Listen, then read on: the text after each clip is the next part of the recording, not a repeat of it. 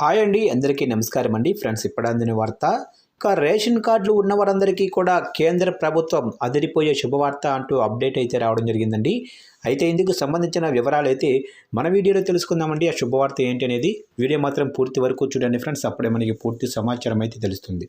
ఇక లేట్ చేయకుండా టాపిక్లోకి వెళ్ళిపోదాము. ఇక దేశవ్యాప్తంగా ఉన్న పేదలకు కేంద్ర ప్రభుత్వం రేషన్ వ్యవస్థ ద్వారా ఉచితంగా బియ్యాన్ని అందిస్తున్న విషయం తెలిసిందే. అయితే ఈ వ్యవస్థలో కీలక మార్పు చేసే దిశగా కేంద్ర ప్రభుత్వం కీలక నిర్ణయం తీసుకుంటుంది.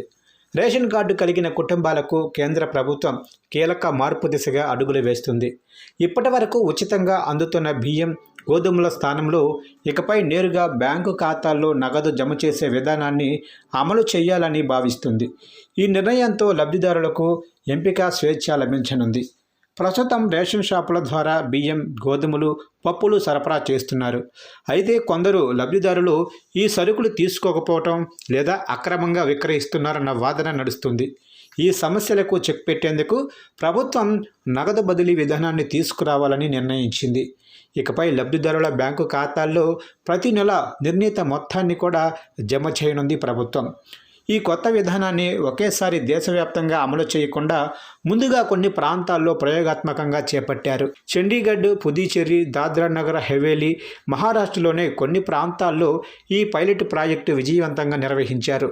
ఈ అనుభవం ఆధారంగా పూర్తి స్థాయి అమలుకు కేంద్రం సిద్ధమవుతుంది. ఇక కేంద్ర ప్రభుత్వం ఎస్బీఐ సహకారంతో ఈ-రూపే అనే డిజిటల్ వ్యాచర్ను అందుబాటులోకి తీసుకురానుంది. లబ్ధిదారుల మొబైల్ నెంబర్కు ప్రతి నెల వాచర్ రూపంలో నగదు జమ అవుతుంది.